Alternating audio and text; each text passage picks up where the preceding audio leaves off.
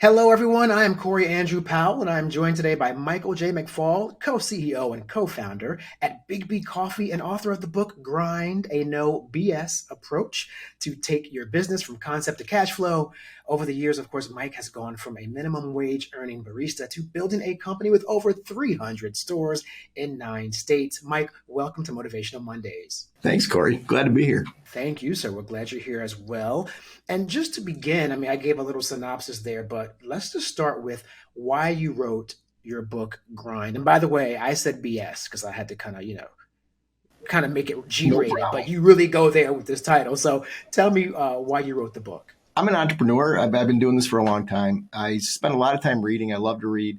And I really felt like there was a void in the world in terms of a book written by somebody who, most books on entrepreneurship or business startup are written by one of two folks. It's either academics who are studying entrepreneurs, or it's the uber successful entrepreneur who's flying around in the private jet looking back at startup through rose colored glasses. And so what I wanted to do is I wanted to capture and really put into words the essence of what it feels like, the things that I think are important from a mentality perspective to be successful as an entrepreneur when I'm still doing it. And my business is about supporting people and building their own businesses because I'm a franchise company. So that was really the rationale behind the books. I really wanted to capture the essence of being an entrepreneur. hmm And in doing so, as you just mentioned, you do it from a very approachable place. That's what I've learned from how you're approaching it. Because as you said, you're not like the guy flying over with like the Learjet looking down and kind of patting himself on the back and going, here's what I did. And you can do it too for just, whatever, that sort of like 9.99 a month. I'll teach you how to do it too. You're not doing that. You're sort of like, I guess what we say, like the everyman CEO, which is really just sort of like finding philosophies that work, that build integrity and allows you to Yeah. interact with others with integrity. And that sort of yields the success. That's kind of how I assessed what you're doing. Yeah. I mean, listen, I'm not special. I'm a normal kid from a rural town in Michigan, but there's some fundamental things that somehow I got wired into me that I think work really well in relation to business startup, and so that's the stuff I want to share. It's not rocket science, like I'm never gonna, you look at my history, I'm never gonna blow anybody away with my innate intelligence, right? But to me, entrepreneurship and business startup is so much about just sort of fundamental attitudes and perspectives that I think are critical to being successful. And that's the stuff I try to convey in the book. Yes, of course. But it's interesting you mentioned like intelligence because even that is one of those really subjective terms I find, right? Because we can say, well, intelligence means you're going to do this IQ test, the same one we gave to Einstein, 100 years ago. And if you fail it, you're an idiot, right? That's not really intelligence because I would argue to go from a minimum wage earning barista to now a co-CEO of a company that's worth $200 million and franchised. There's a great amount of intelligence that happens there, but I think you're right. It has to be anchored in how you're applying what you know, the intelligence, right? I think that is the difference. To me, attitude and perspective are way more important than being a good mechanical engineer or being a good software developer in terms of entrepreneurship. Yeah. In fact, I might argue that being a great mechanical engineer or software developer might inhibit your ability to be some of the things that you learn, some of the disciplines you learn to be those could get in your way. And so, but I think attitude and perspective is everything. Yeah. That's a great point too. Not to harp on that, but excuse me, I have learned from my own, I would say, missteps sometimes, and also things with friends. I've noticed we can sometimes be far too cerebral in our approach to something, right? And not letting that organic moment happen where you figure things out, or maybe welcome other people into the thought process to help you work things out. And so you definitely have a people first perspective, I would say, and how you run business. So let's talk a little bit about some of those philosophies. And one of them, well, there's three that I think kind of work together. Um, Be brave, be humble, be thoughtful. And when I read those, I thought they are all sort of synonymous. But just share a little bit about your perspective on what that means to you as a successful CEO. Well, the be brave and be humble, to me, to launch into your own enterprise, to start a business, to be an entrepreneur, really, to do anything sort of significant in the world, you have to be brave, right? Like it's a leap of faith, and you have to have confidence. And still today, I think of things that we're doing and things that we're up to, and we're 27 years into this program, and it still takes an enormous amount of bravery. Still the decisions that we're making, the things that we want to accomplish. The humility thing, that to me is really about never being arrogant enough to think that you know the answer. And I've got a great story. We have a franchise owner who owns 63 Wendy's hamburger joints. It's a massive company, right? He became a franchisee of ours. And I'll never forget one day he was in our building, and he was huffing and puffing, going up the stairs, grinding away, going up the stairs. And I ran into him. And so I wanted to catch up with him. I want to say hi and talk to him. And he was like, I can't, I got to keep going, because he was worried he was going to be late for his training class. And that right there, here he is. He's going to a training class to learn how to run a coffee shop. This is somebody who's built 63 Wendy's stores. That person would, I think, be typically comfortable, confident, maybe arrogant enough to think that they don't have to go through some training program. And that level of humility to me was just inspiring and astonishing, that he wasn't going to be late to that class, because that wasn't fair. That wasn't, it showed humility, right?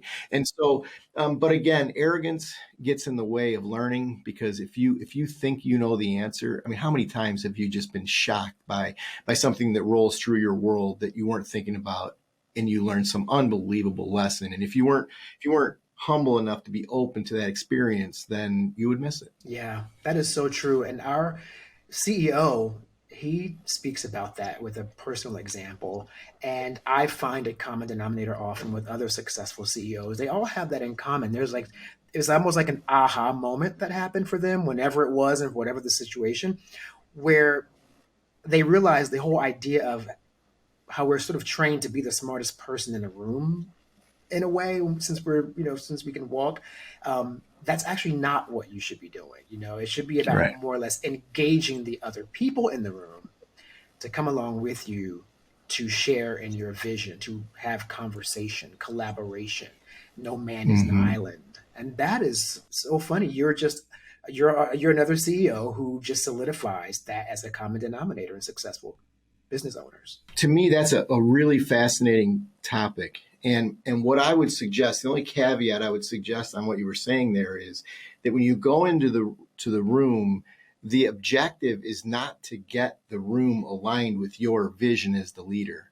The objective is to get the group to contribute to a vision that everybody is buying into, that you as well support.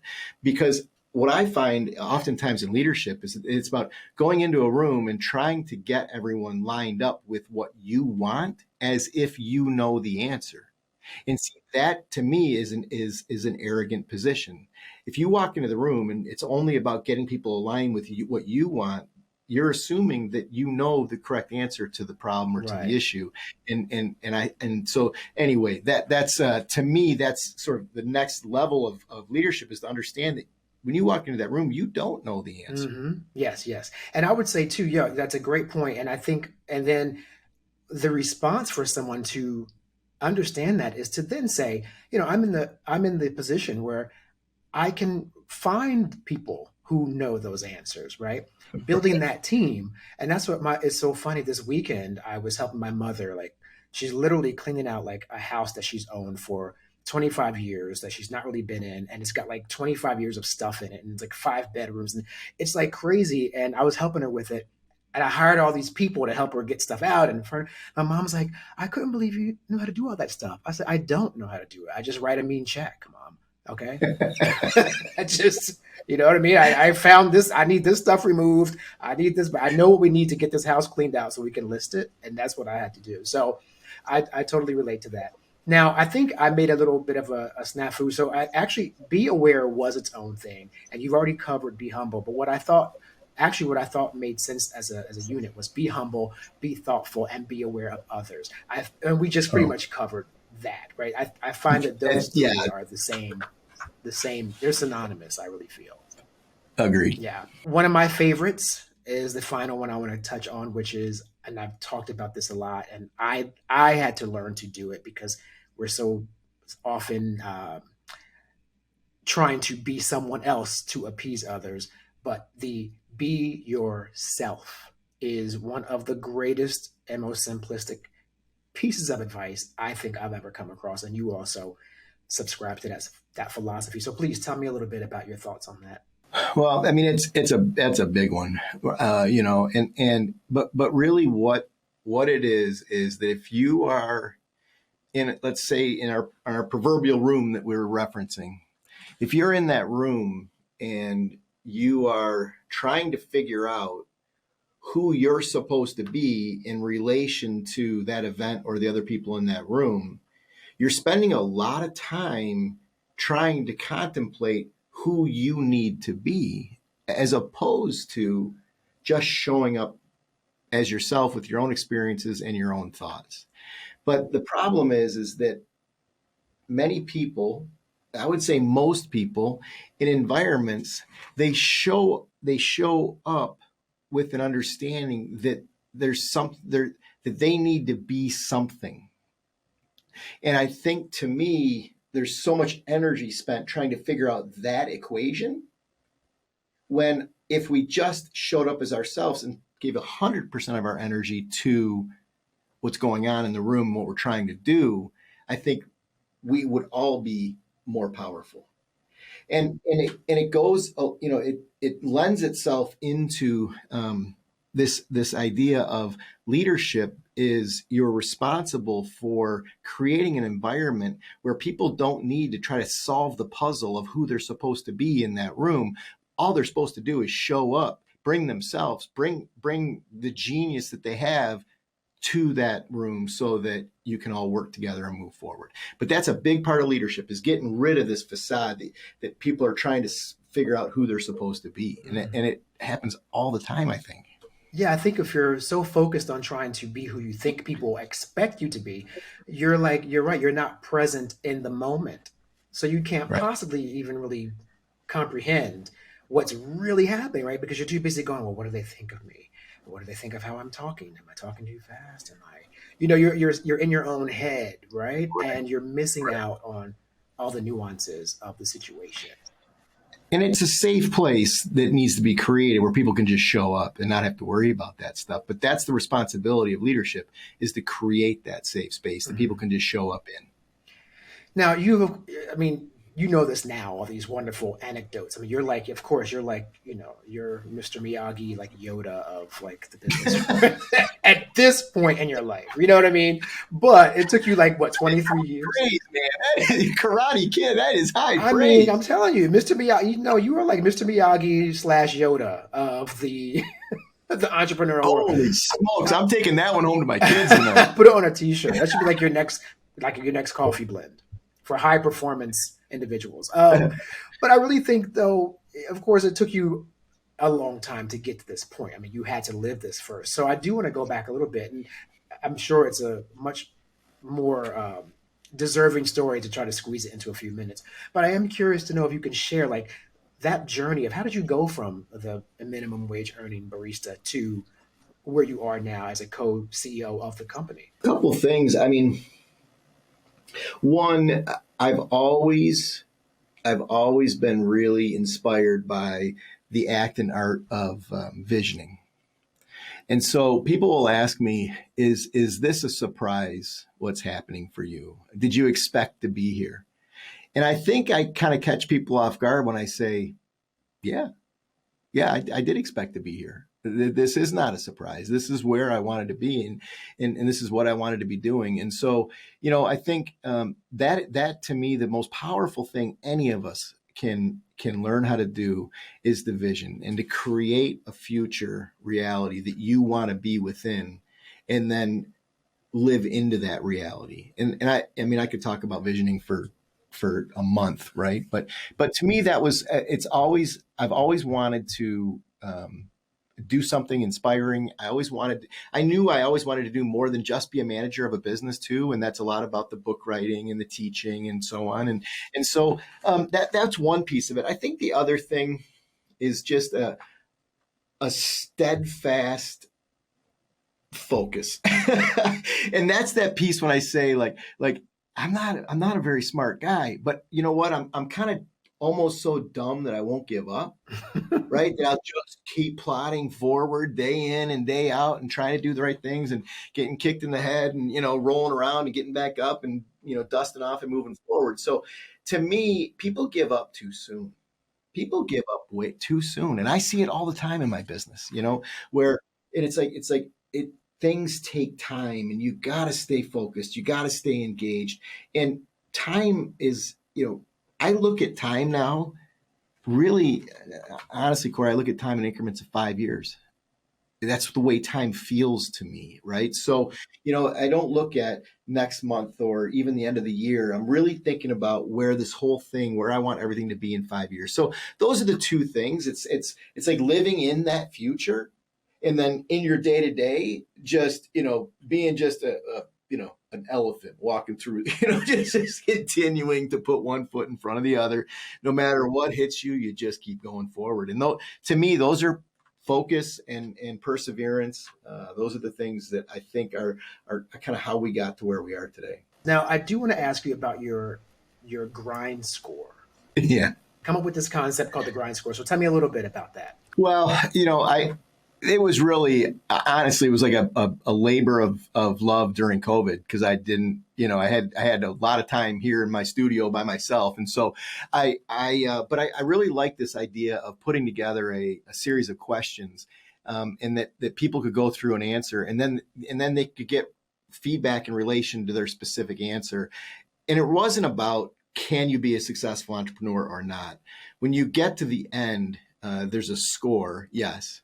And then if you're willing to give us your email, then I'll give you a detailed analysis of each one of your answers. And so and they're all on a scale of 1 to 10, the answers. And so if you rate this question a 7, then I've got a really detailed answer in relation to that 7, right? And what it was about was, I wanted people to consider certain things before, or even if they are entrepreneurs today, or before they set off on a venture, to think through what are the things that they need to be doing or thinking about, in my opinion, to be successful in this. So, for example, a question is, how likely are you to talk to somebody on a plane?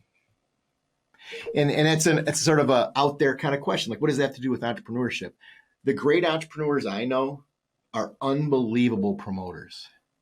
And they would sit down on an airplane and they would want to talk to you about their business. They would want to talk to you about what they have going on. And so like that's an example. Were you a good student is another question.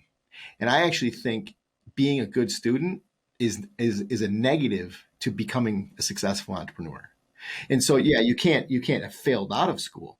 But if you're so conformist that you're willing to do everything it takes to get straight A's, then I'm not sure that's the mentality that works well at being an entrepreneur, because there's nothing conformist about being an entrepreneur. So those are examples of two of the questions. It's meant to be fun too. I try to be a little funny in it. I'm not sure it comes across that well, but that was the grind score, thegrindscore.com. I think it's fun. And then each question, I do like a minute and a half, 2-minute video talking about my perspective on that question. So it's like, because there are a few different personality assessment platforms out there. I know Gallup does one, and there's like there's a few. So basically, it's a personality assessment. So what you're saying is people don't have to necessarily be an entrepreneur or business or pursuing being a business owner in any way. They can take this as almost like a personality assessment. Is that true? I would think so, but just be prepared. There's not like research behind this. Right.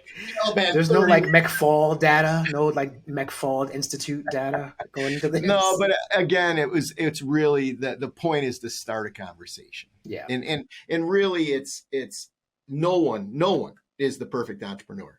And we all have strengths and we all have weaknesses. And the point is, let's identify some of the weak areas so that you can find the support you need to bolster yourself in those areas. Let's find your strengths and then allow you to leverage those.